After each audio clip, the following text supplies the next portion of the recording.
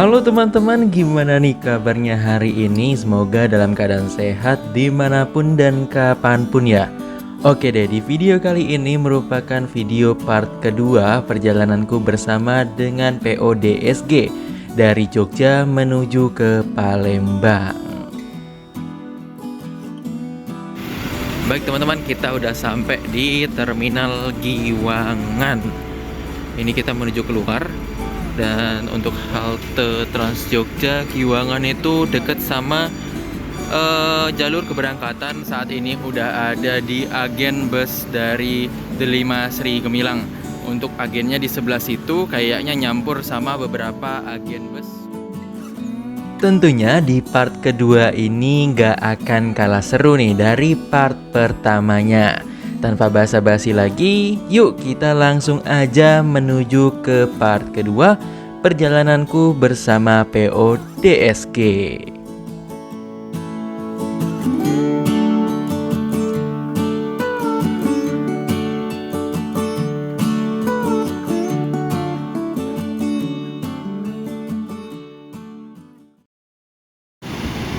Baik teman-teman, perjalanan kita bersama dengan bus Delima Sri Gemilang sudah tiba di rumah makan Grafika yang ada di Gombong. Kok nggak kelihatan? Cereng. Nah itu, rumah makan Grafika yang ada di Gombong. Dan sekali lagi teman-teman, aku gagal naik yang Avante karena ternyata yang Avante juga berangkat tuh. Ya Tuhan, aku selalu tidak dapat Avante. Nah ini ada salah satu Delima Sri Gemilang juga dengan rute yang sama, D12. Kalau ini kan D9 ya. Nah sedangkan yang Avante itu D12. Nah tadi saya udah dari depan untuk beli Aqua. Tadi beli Aqua yang 1,5 liter itu harganya 8.000 teman-teman. Ya nggak apa-apa lah ya, untuk di jalan 8.000 1,5 liter sih lumayan murah ya. Nah bus kita masih istirahat dan tadi saya beneran sih tanya ya ke penumpang lain, ternyata untuk makan itu bayar sendiri teman-teman. Nggak apa-apa untuk di jalur Jogja Palembang dengan harga 550.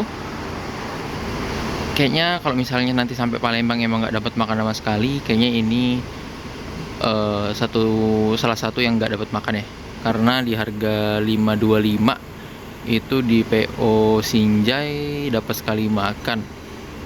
Kalau di PO Putra Remaja itu malah 2 kali ya, dengan harga 600 atau 5,5 juga pas itu beli.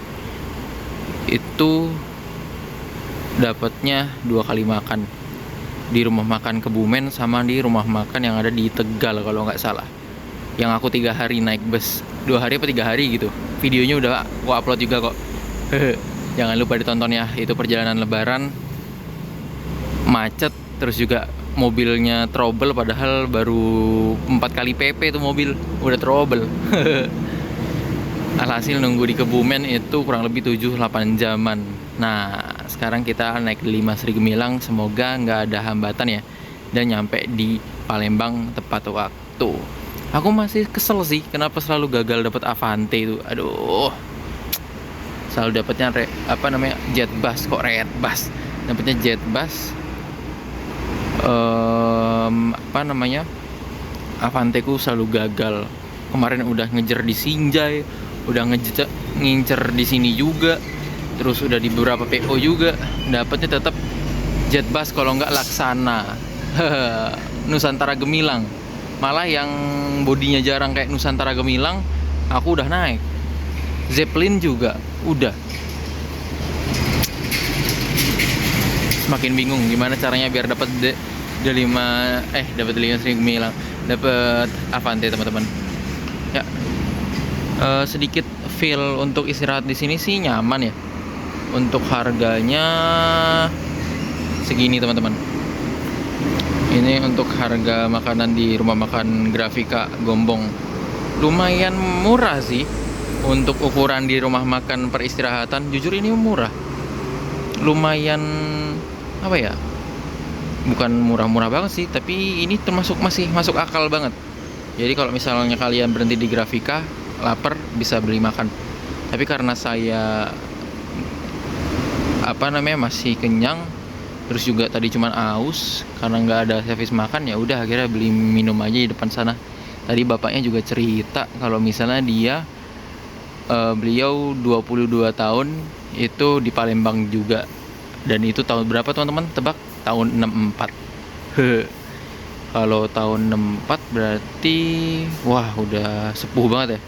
Semoga sehat-sehat terus bapak ya. Baik banget sih bapaknya tadi. Nah, karena kita bingung mau ngapain, yuk kita coba keliling-keliling aja kali ya. Di sini ada bus kita. Terus di sebelahnya, ya ini aku yang sebel, Avante guys. Avante guys, astaga, selalu nggak dapet. Terus juga di sebelah sini ada minibus. Ini bus kecil, dan ini untuk tempat pintu masuk rumah makan Grafikanya ya. Tinggal masuk aja, bentuknya prasmanan.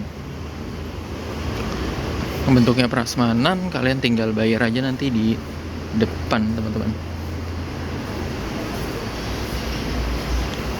Tuh. Jadi kalian ngambil makan di sana prasmanan, terus bayarnya di depan sini yang ada bapaknya itu. Begitu. Oke deh, karena udah nggak ada lagi yang mau dikasih tahu, akhirnya kita udah diberangkatin lagi. Yuk kita naik aja. Nampaknya sudah berangkat lagi, jadi kita langsung naik saja.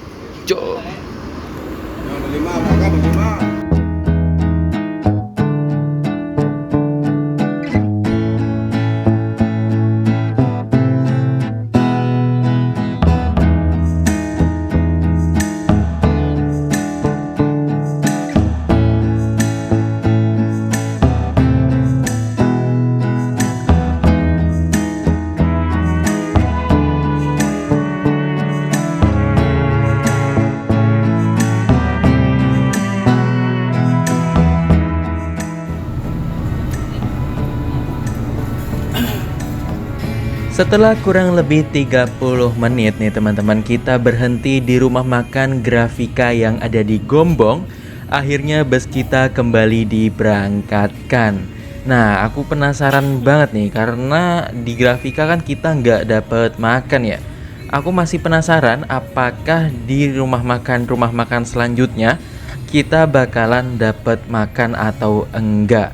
Karena menurutku di harga yang 550.000 seharusnya ya kita udah dapat makan minimal sekali lah ya. Karena di beberapa PO pesaingan itu udah ada yang dapat makan juga, bahkan ada yang 2 kali juga. Jadi mungkin kalau misalnya emang dapat makan, ini udah bakalan jadi rekomendasi sih, salah satu rekomendasi di rute ini ya teman-teman. Ya kita ikutin aja terus videonya, kira-kira dapat makan atau enggak ya.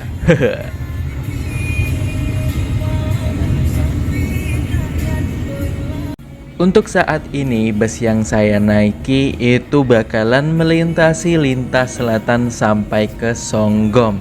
Nah, bagi teman-teman yang belum menonton part pertamanya, jadi bus DSG ini itu ada 2 lintasan ya.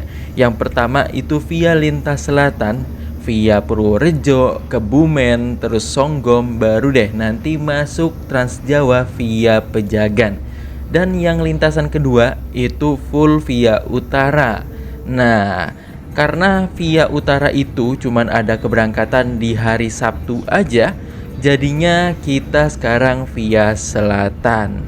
Ya nggak apa-apa lah ya, karena kalau via selatan itu pemandangannya lebih banyak. Ya walaupun sebenarnya ini malam hari sih, jadi pemandangannya nggak kelihatan. Tapi yang pasti vibes via selatan itu beda banget ya teman-teman dengan via utara. Tapi tentu aja ada yang dikorbankan nih, misalnya kayak waktu tempuh. Kalau misalnya kalian via utara, itu waktu tempuhnya relatif lebih cepat ketimbang via selatan. Ya, ada plus minusnya masing-masing titik lintasan itu. Karena ini perjalanan jauh, ya kita nikmatin aja ya. Kira-kira gimana perjalanan kita kali ini? Syukur-syukur nggak ada masalah, karena pengalamanku dari Jogja ke Palembang itu pernah 3 harian. Karena busnya trouble di daerah Kebumen. Kalau nggak salah pas itu naik Putra Remaja pas musim mudik teman-teman. Yuk kita ikutin aja, semoga kali ini aman-aman.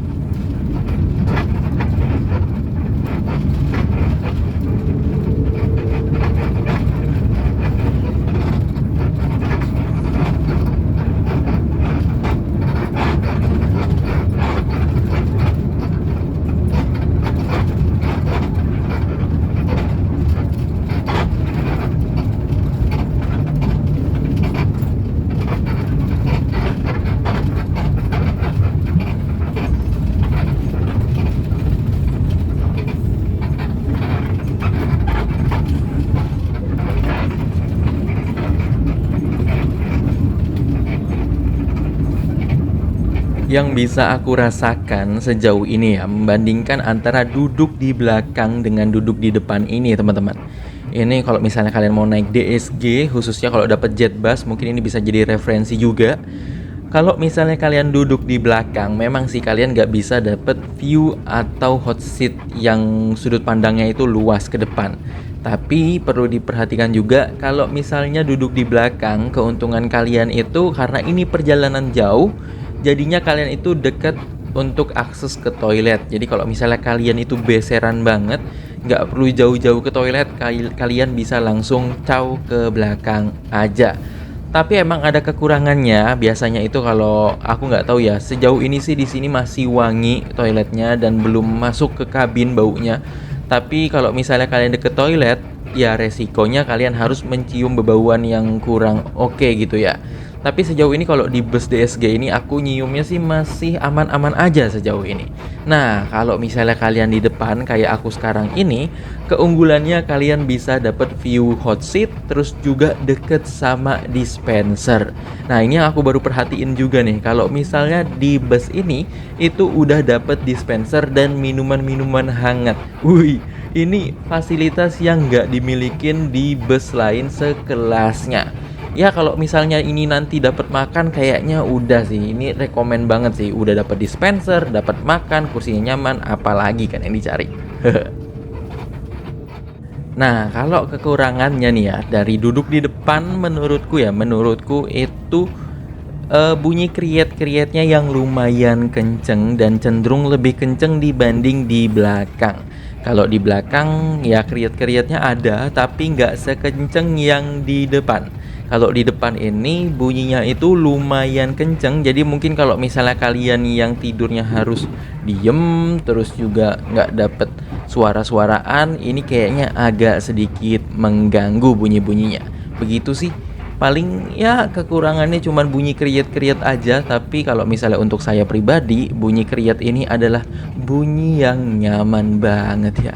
Ini musik pengantar tidur untuk saya.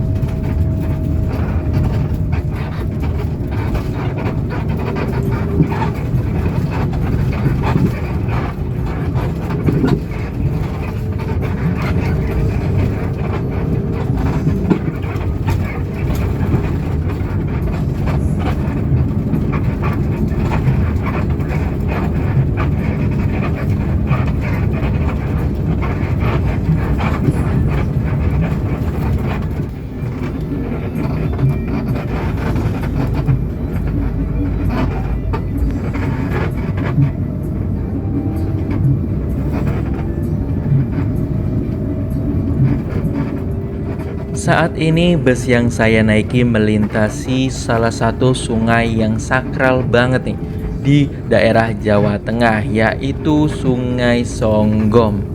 Sebenarnya teman-teman, ini aku ceritain sedikit tentang Sungai Songgom ya, biar ada info-info lah yang penting dari videoku. Jadi kalau di Sungai Songgom ini masuknya udah di Brebes kalau nggak salah. Dan di Sungai Songgom ini, kalau di dulu, zaman-zaman dulu tahun 2000-an awal dan 90-an akhir, itu terkenal banget dengan keangkeran dan kerawanannya. Karena di kiri kanan itu cenderung gelap dan lampu jalannya itu nggak terang. Bahkan ada beberapa segmen jalan yang itu nggak ada lampunya teman-teman. Beda banget sama sekarang yang udah cenderung lebih terang dan banyak pemukiman di sepanjang bantarannya. Nah, di Sungai Songgom ini sendiri itu kalau dulu itu agak mencekam. Jadi banyak bus-bus yang itu biasanya ada barengannya kalau misalnya lewat di Sungai Songgom ini. Tapi alhamdulillahnya sekarang udah mulai terang, udah mulai rame juga. 2024, 2023 pasti udah semakin rame. Jadinya tempat ini udah nggak seangker dulu. Tapi cerita-cerita itu masih sering kita dengar. Bahkan untuk teman-teman yang mungkin ada pengalaman di Songgom, boleh nih untuk saling bertukar cerita di kolom komentar. Ya, semoga aja daerah ini semakin baik tentunya. Dan karena ini di Pulau Jawa itu semakin padat, jadi otomatis seharusnya sih daerah ini semakin maju, semakin padat, dan semakin berkembang ya. Semoga aja masa-masa kelam di dulu itu nggak terulang lagi di masa sekarang. Begitu teman-teman ceritanya di Sungai Songgom ini. Tapi nih ya, bagi teman-teman yang belum tahu, daerah Songgom ini merupakan salah satu lintasan utama bagi pelintas akap yang dari Jogja mau ke Jakarta ataupun warga-warga yang hendak dari selatan ke utara Pulau Jawa.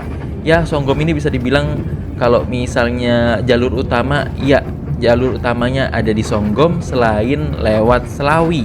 Nah, kalau misalnya teman-teman nggak mau lewat Selawi, kalian bisa via Songgom ini menuju ke Pejagan.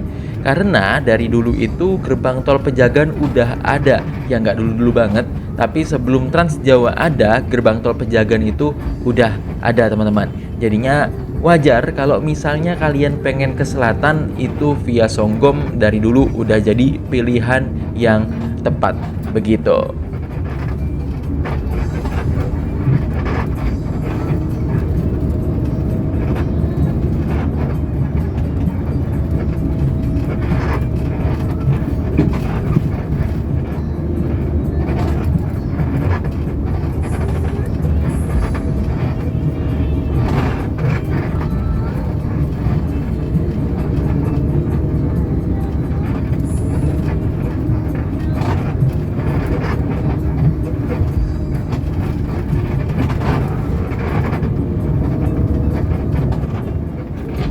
Ini kita lihat di depan ini ada beberapa truk yang kayaknya bakal kita susul ya.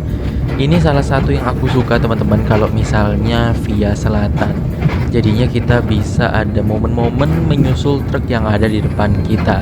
Jadi selama perjalanan itu nggak terlalu boring-boring banget. Soalnya kalau via Trans Jawa itu paling ya adanya liga malam, terus juga susul-susul antar bus. Tapi kalau misalnya via non-tol, khususnya di jalur ini gitu ya, itu menyusul truk, terus juga keres-keresan dengan bus depan atau dengan kendaraan yang berlawanan arah, itu tuh ada seninya tersendiri. Dan walaupun memang itu berbahaya ya, tapi menurutku aku yakin lah dengan kemampuan yang dimiliki oleh Pak Driver pasti bisa untuk menangani hal-hal seperti ini. Ya, bismillah aja. Tapi ini asli seru banget teman-teman kalau misalnya, apalagi ya kalau misalnya di lintasan ke Surabaya dari Jogja via non-tol alias kalian naik yang bus ekonomi kayak Sugeng Rahayu, Sumber Selamat, itu tuh seru banget deh kalau ikut-ikutin yang kayak begini. Tapi emang mungkin ada beberapa orang yang nggak suka untuk susul-susulan kayak gini karena dinilai berbahaya. ya semua orang ada persepsinya masing-masing ya, ada sudut pandangnya masing-masing, jadi nggak bisa saling memaksakan. Yang penting tetap mengedepankan keamanan dan kenyamanan penumpang, teman-teman. Begitu.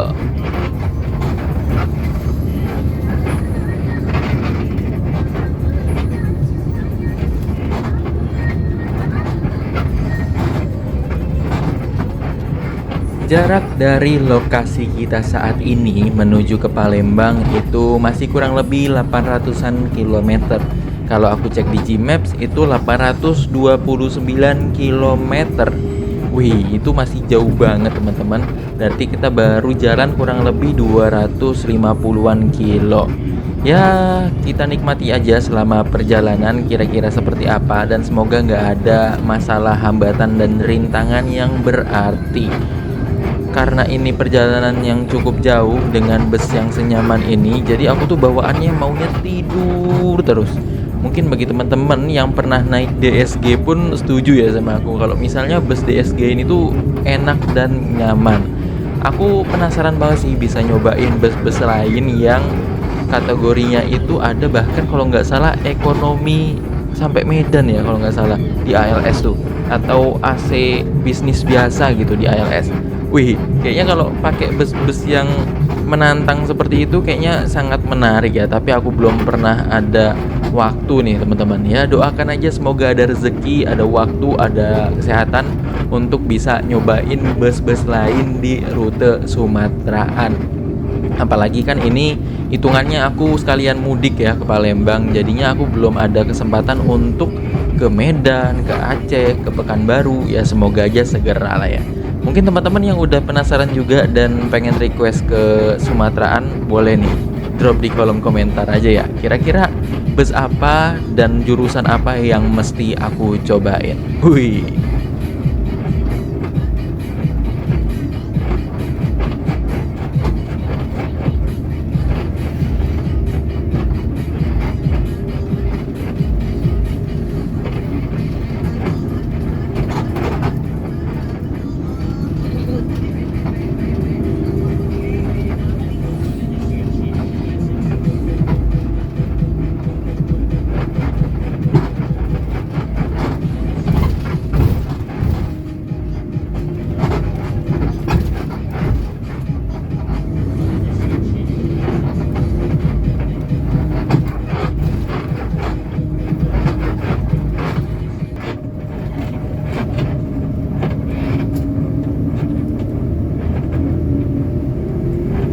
Setelah bus kita melintasi Sungai Songgom dan juga berbelok ke kiri, kalau misalnya ke kanan itu ke Selawi, teman-teman. Kita sekarang udah masuk nih di gerbang tol Pejagan daerah Brebes masuknya ini. Nah, di gerbang tol Pejagan ini kita bakal full tol Trans Jawa sampai ke Merak. Wih, ini full tol dari Pejagan ke Merak, jadi pastinya bakalan lumayan cepat. Aku masih penasaran kira-kira kita bakal mampir di mana lagi, karena tadi aku sempet ngobrol juga bersama dengan kru, kalau nggak salah ada mau menaikkan penumpang di daerah Cirebon atau Kuningan gitu. Aku lupa, tapi di antara daerah-daerah itu, dan pastinya nggak bakal jauh-jauh dari gerbang tol. Karena ya kalau misalnya jauh-jauh dari gerbang tol, jatuhnya nanti malah muter-muter dan solarnya kan sayang gitu ya. Jadi kalau nggak salah ada agen yang di luar tol tapi nggak jauh dari gerbang tol, kita bakal masuk ke situ untuk menjemput penumpang. Nah, ini karena udah masuk tol juga dan kayaknya nanti di Cirebon bakal ada yang mau naik lagi, kayaknya aku harus kembali ke kursiku. Karena kursiku sebenarnya ada di belakang, teman-teman. Ini karena yang depannya kosong aja. Tadi aku juga udah izin sama penumpang sebelahku ini yang di depan, kalau aku mau duduk sebentar di depan. Hui, begitu teman-teman.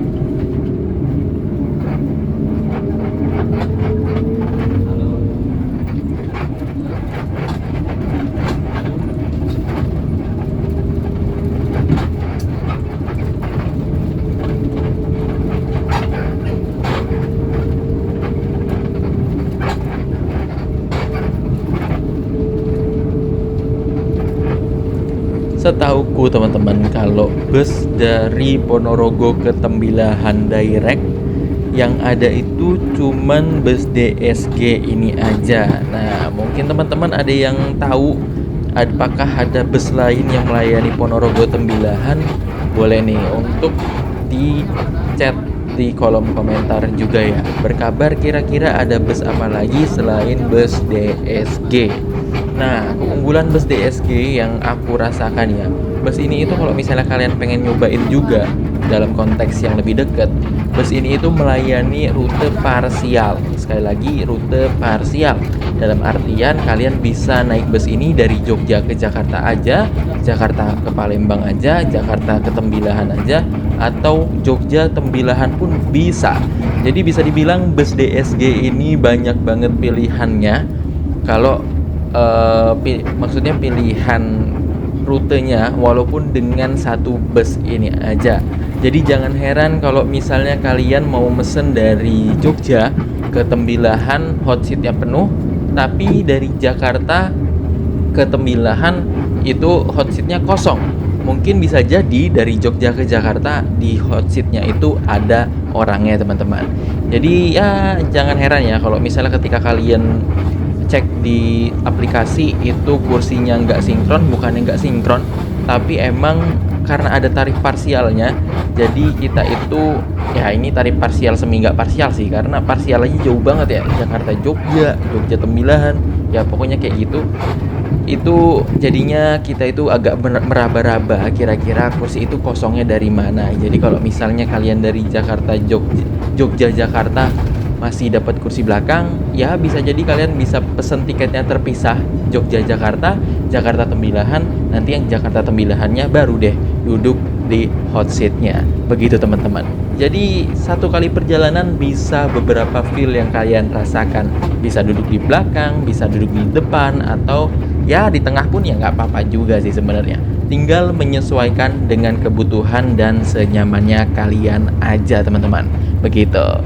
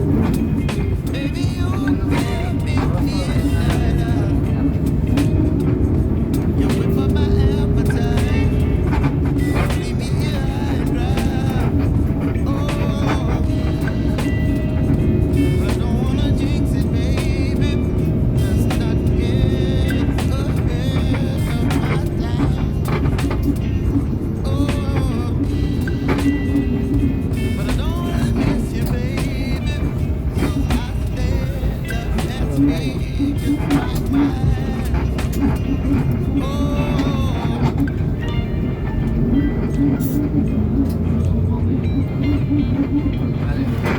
Udah putar balik tuh.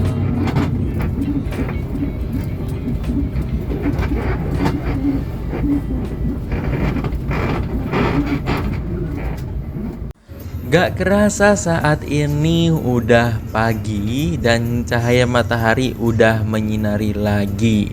Nah, ini karena aku baru bangun ya, jadi ini belum ngapa-ngapain, muka juga masih kucel, belum dilap-lapin pakai tisu basah. Jadinya ya mendingan aku langsung aja deh menikmati perjalanan kali ini.